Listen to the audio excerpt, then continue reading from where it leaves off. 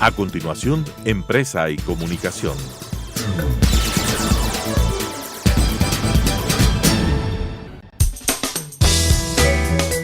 Clasificación B, bajo supervisión de un adulto.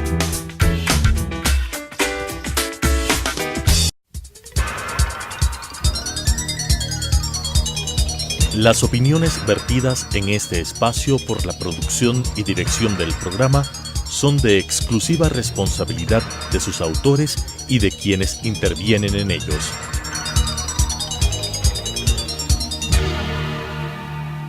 Telesucesos Canal 29 UHF presenta Empresa y Comunicación.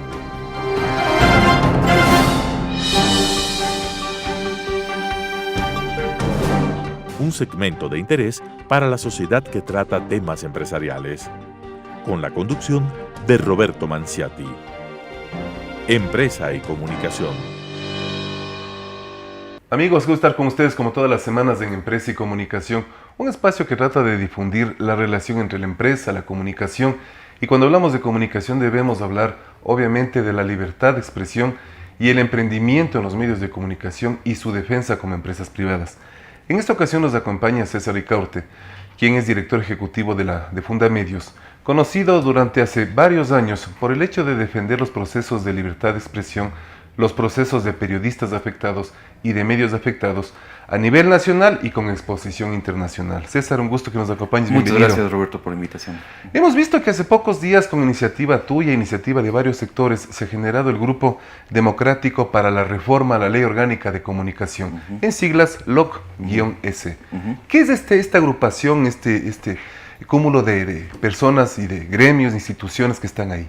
Gracias, Roberto, una vez más por invitarme y un saludo a toda la audiencia.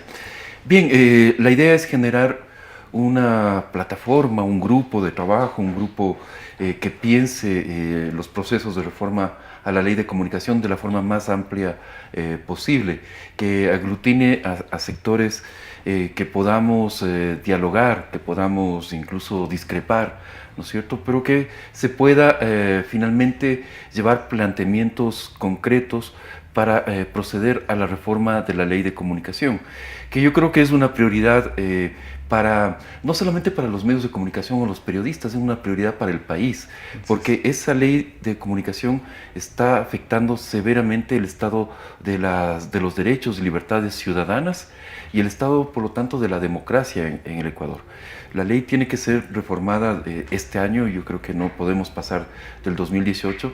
Tienen que eliminarse los aspectos más negativos de la ley, más restrictivos, ¿no es cierto? Y plantearse algo que el grupo lo señaló en su manifiesto fundacional, es decir, que la ley más bien se convierta en una herramienta de desarrollo de los medios de comunicación, de desarrollo del periodismo, para que realmente estén al servicio de los ciudadanos y sean un aporte para que el Ecuador mismo tenga un desarrollo armónico, que tenga un desarrollo democrático. Acabas de ocupar y utilizar una palabra muy bien clara, que es el desarrollo. El desarrollo de la comunicación, el desarrollo y crecimiento y fortalecimiento de los medios de comunicación, de los periodistas, los comunicadores sociales, el fortalecimiento de la libertad de expresión, que eso en Ecuador en la última década fue muy afectado. ¿Quiénes conforman esta agrupación? Bueno, están sectores académicos, por ejemplo, tenemos el honor de contar con Saudia Areboyer, quien es la directora del área de comunicación de la Universidad Andina Simón Bolívar, César Ulloa, que es catedrático de la Flaxo, está Daniela Salazar y Jaime Ventimilla de la Universidad San Francisco de Quito, periodistas muy destacados como Talía Flores, como Juan Carlos Calderón, Lolo Echeverría, que fue un director de noticias muy destacado durante años y ahora es asesor en la Cámara de Comercio de Quito, ¿no es cierto? Están personas vinculadas a los medios de comunicación y empresarios de medios, como José Najas, como tú mismo, Roberto. Es decir, hemos tratado de que el grupo tenga una enorme variedad, como te decía, que esté academia, que estén periodistas, que estén medios. ¿Quito y Guayaquil? ¿No es cierto? Y en Guayaquil, eso te iba a comentar, se conformó un grupo similar, ¿no es cierto?, en el cual está Tania Tinoco, María Josefa Coronel, la periodista Sara España, Carlos Vera, Betty Soledispa, que es una destacada tuitera. Es decir, también se ha tratado de hacer un grupo muy heterogéneo que pueda aportar en la discusión de la ley de comunicación. Y la recepción a este grupo, bueno, ha sido realmente extraordinaria. Y creo que el país estaba pidiendo que los diversos sectores relacionados a la comunicación nos sentemos y dialoguemos y propongamos cosas. Ahora, se han escuchado desde hace varios meses propuestas de la Ley Orgánica de Comunicación. Propuestas, entiendo que una presentó inclusive la ex candidata a la presidencia, Cynthia Viteri. Ha presentado también la agrupación Creo. Ha presentado o ha estado recogiendo propuestas del prefecto del Guayas, del señor Jairala. No sé qué tenga que ver con medios de comunicación, pero lo está haciendo de manera voluntaria en beneficio del país y la libertad de expresión. Vemos también que el asambleísta Jorge Yunda, que tiene relación con medios, también ha presentado. Hemos escuchado también y vimos hace algún tiempo unas 3 o 4 propuestas que presentó el señor Carlos Ochoa de la Supercom. Hay varias agrupaciones. Sí. ¿Qué van a pasar con estas propuestas presentadas? ¿Cuál será la definitiva? ¿Se va a hacer una sola propuesta o la propuesta de esta agrupación es la que realmente será tomada en cuenta por el Estado? Bueno, en una reunión con los distintos bloques parlamentarios, con representantes de distintos bloques parlamentarios, se habló incluso de hasta 16 proyectos de ley, ¿no? que estarían en la Asamblea Nacional. Ahora, muchos de ellos están con informe de archivo, otros se perdieron en el trámite parlamentario, ¿no es cierto? Digamos que hay unos 3 o 4 proyectos que podrían ser considerados, entre esos el de la asambleísta Lourdes Cuesta, ¿no es cierto? Y se nos informó en esta reunión que estarían por presentarse 2 proyectos más, por lo menos, el de la asambleísta Upilma Andrade, ¿no es cierto?, de la Izquierda Democrática, y del Bloque Social Cristiano a través de la asambleísta Paola Ventimilla.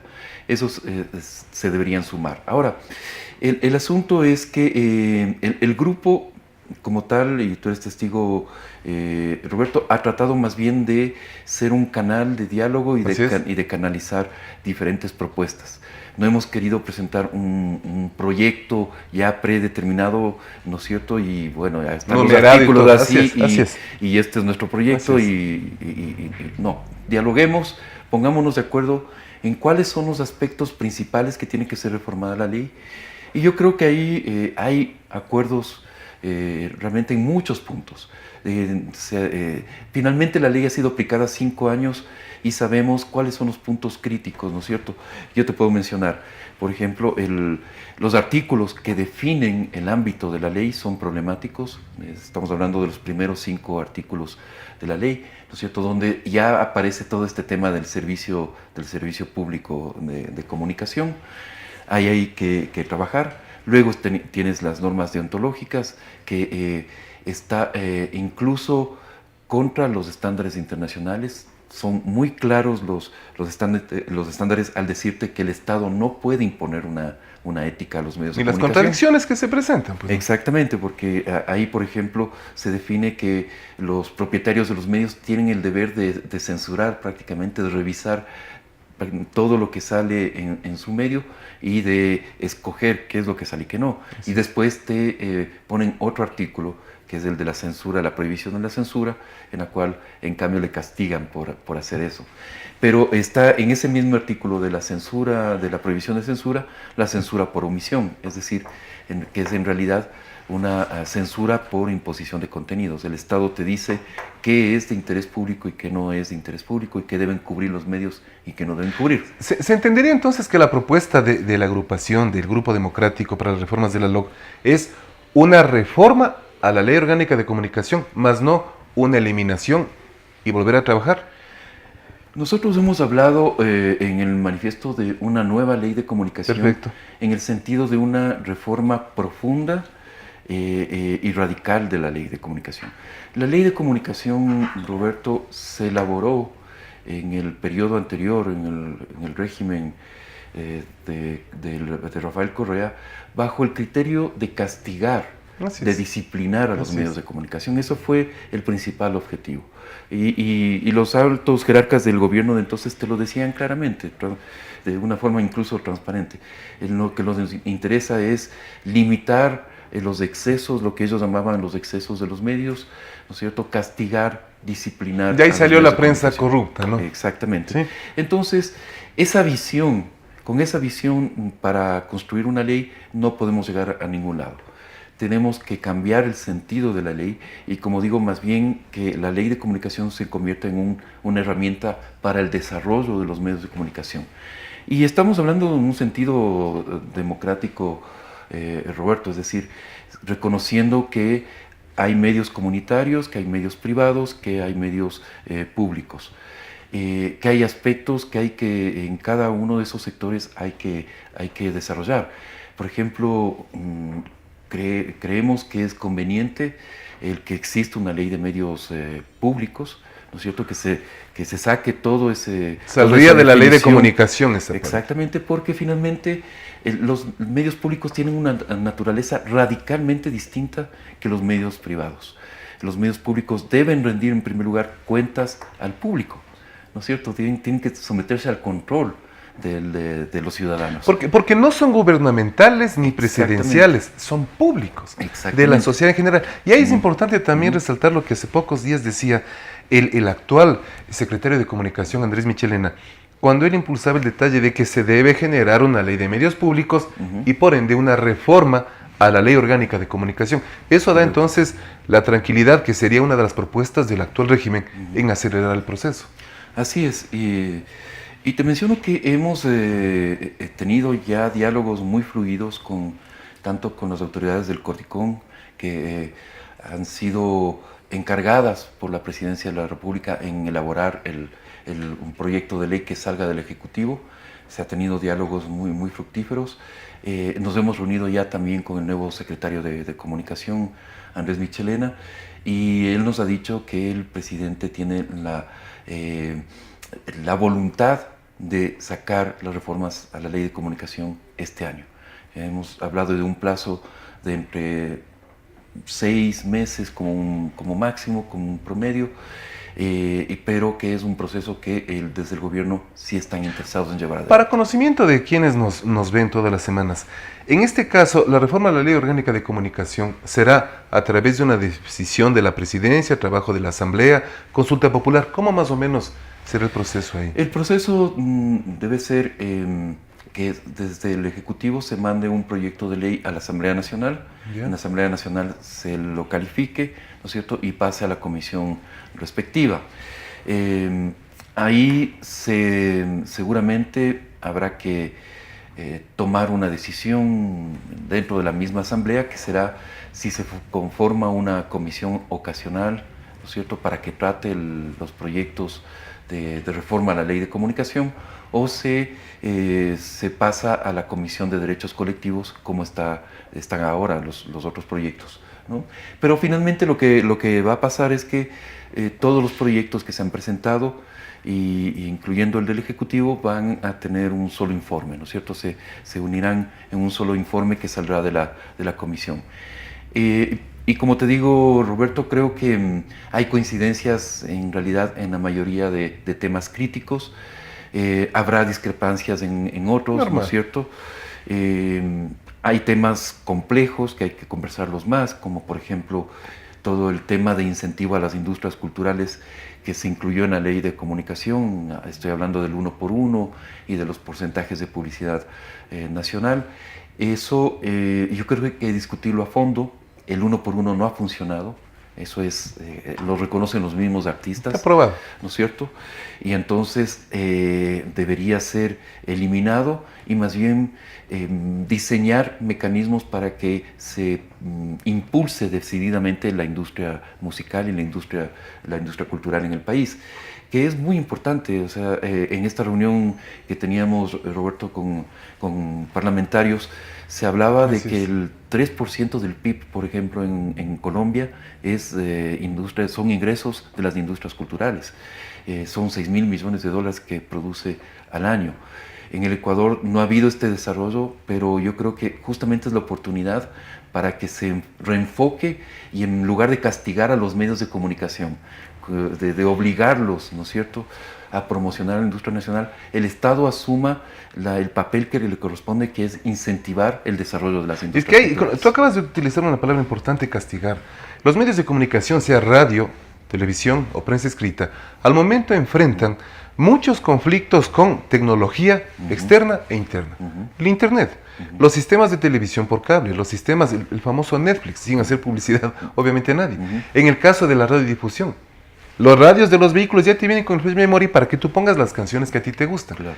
Entonces es una competencia externa. No sé hasta qué punto leal o desleal, pero es competencia, es el mercado.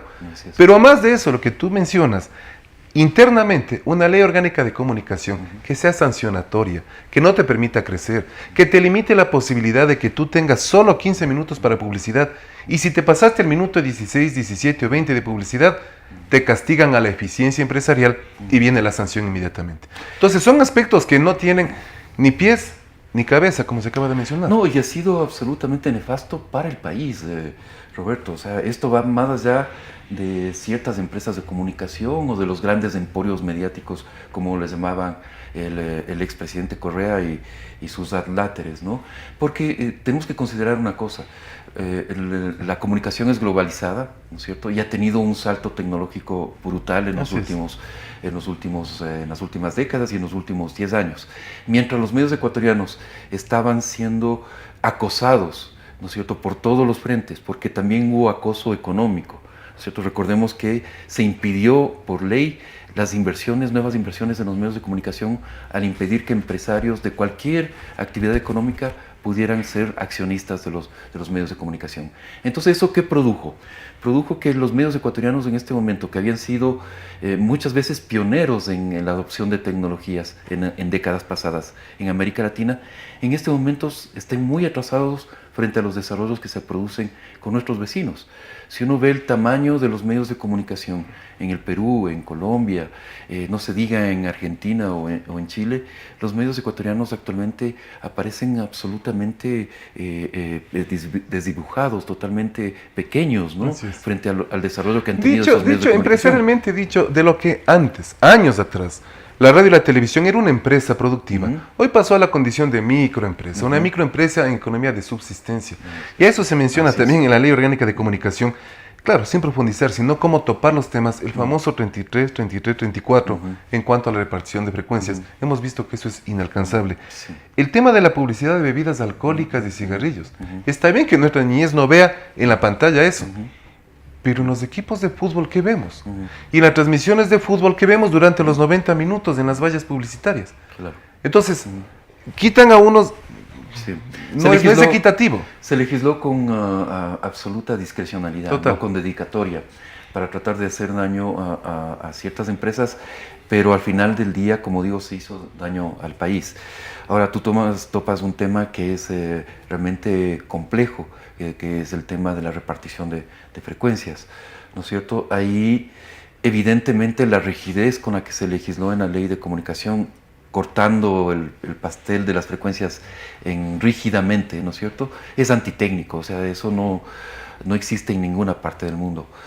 Sí se debe reconocer, esa es la posición por lo menos de Fundamedios, no del grupo, o sea, ahí hay muchos criterios, pero nosotros pensamos que sí se debe reconocer un segmento para los comunitarios, de acuerdo, que sea un piso, pero que no sea una división, ¿no es cierto?, una camisa de fuerza, como en porcentajes, exactamente. O sea, eso, como digo, es antitécnico. No, en estos 10 o 5 años de vigencia de la Ley de Comunicación no se ha logrado ni lejanamente, porque no existen las condiciones. O sea, los medios comunitarios también han sido afectados por las políticas antimedios. No hay que olvidarse la propuesta que presentó el gobierno anterior para el segundo concurso de frecuencias, cuando se presentó las posibilidades y estaban ahí todas las provincias del oriente ecuatoriano, las provincias fronterizas del norte del país y del sur del país, con el objetivo de que se presenten propuestas para medios comunitarios. No hubo ni una sola propuesta para medio comunitario y solamente hubo 35 para medios privados. Eso generó el actual concurso de frecuencias. Totalmente, o sea, las condiciones de funcionamiento de los medios comunitarios son realmente muy precarias. Hay un caso, Roberto, y esto te lo menciono porque lo investigamos desde Fundamedios, el de las famosas 17 emisoras comunitarias Sí. que el gobierno concedió, ¿no es cierto? Les dio todo, les dio equipos, les dio las frecuencias. Primero 14 y después 3. ¿No es cierto? Realmente todo.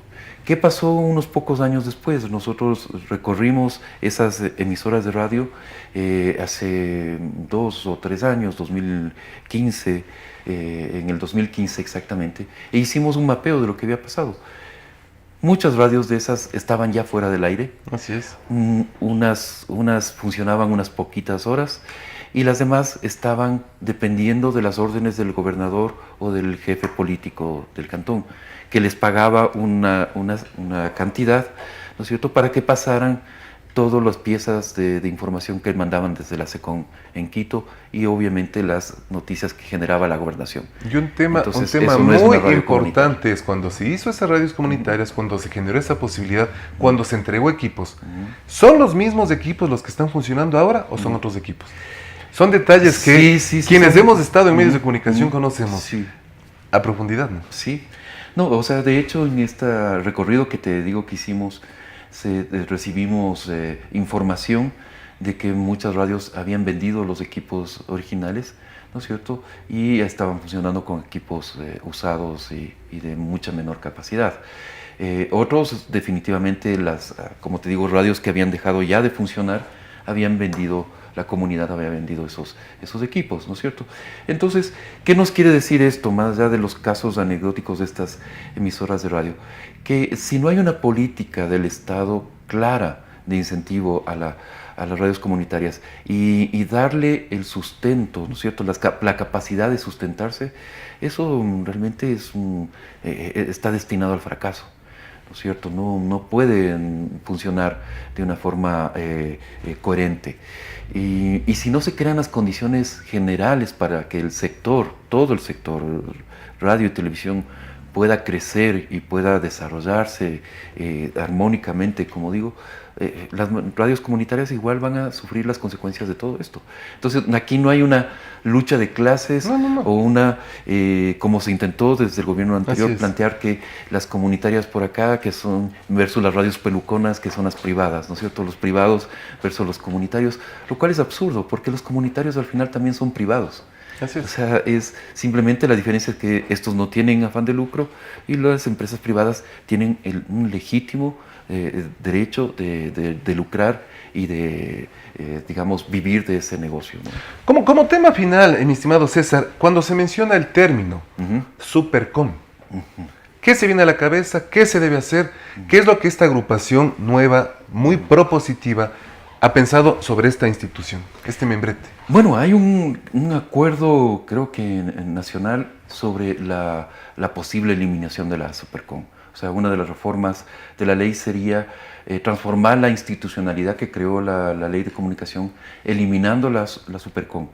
Porque la Supercom no responde a ningún estándar internacional, Roberto. Es decir, los estándares te dicen que un órgano regulatorio de la comunicación tiene que ser un órgano independiente, tiene que ser un órgano colegiado y tiene que ser un órgano altamente técnico. Ninguna de estas condiciones cumple la Cordicom, ¿no es cierto? Es dependiente, la Supercom, perdón, es dependiente, es un organismo no colegiado y es un organismo que es más bien político y no técnico. Entonces, la propuesta es que más bien se reforme la composición del Cordicom y se refuerce su papel como órgano regulador de la comunicación. Ese sería lo natural, que el Cordicom asuma mucho del papel regulatorio y del papel también de desarrollar a los medios de comunicación, ¿no es cierto? Finalmente en su nombre mismo está Consejo de Desarrollo de la Comunicación, ¿no es cierto? Ese debería ser definitivamente. Y por eso te decía que hay que cambiar el sentido mismo de la ley para que deje de ser una ley persecutoria, una ley que castiga a los medios de comunicación y más bien cambiemos la visión y sea una ley para el desarrollo de la comunicación en el país. Muy interesante, muy claro. Yo creo que lo que tú acabas de decir, mi estimado César, permite que toda la sociedad, quienes ven este programa, tenga muy claro a dónde queremos llegar. Queremos agradecerte como empresa y comunicación y a ustedes, amigos, que tengan la certeza de que lo que se hace es en beneficio del futuro. Los medios de comunicación estuvimos, estamos y estaremos. Los políticos son de pasado. Muchísimas gracias, Roberto. César, y hasta la próxima Un placer. oportunidad. Las opiniones vertidas en este espacio por la producción y dirección del programa son de exclusiva responsabilidad de sus autores y de quienes intervienen en ellos.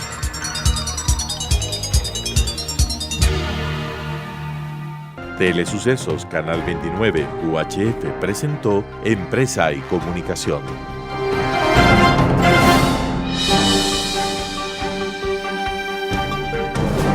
Un segmento de interés para la sociedad que trata temas empresariales, con la conducción de Roberto Manciati. Empresa y Comunicación.